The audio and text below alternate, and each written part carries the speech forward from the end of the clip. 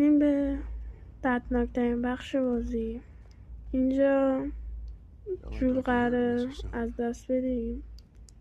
داستان این بوده که جول وقتی میره توی لحظه یک پلی رو داخل یه بیمارستان نجات بده، یکی از اون پزشکا رو میکشه که بابای ابی بوده. ابی هم بخاطر که انتقام باباشو بگیره جولو میکشه که این تک تک این عوضی ها رو یادتون باشه که با ابی هم دستن. دهن اینا رو ما بعدا صاف میکنیم. این تیکش هم خیلی جالبه. ابی به جول میگه فکر میکنی واسه چی مثلا اینجا گرفتیمش، مثلا میخوایم کارتو بسازیم. جول هم برمیگرده بهش میگه اون نقشه که کوفتی که تو ذهنت داری رو بگو.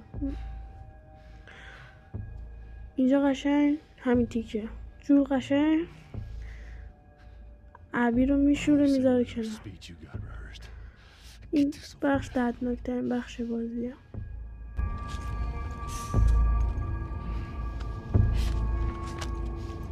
Tourniquet his leg. Do it.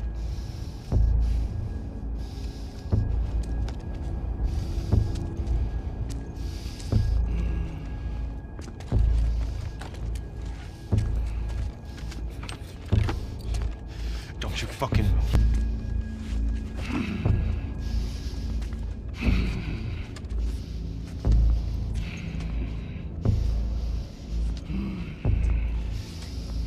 You stupid old man. You don't get to rush this.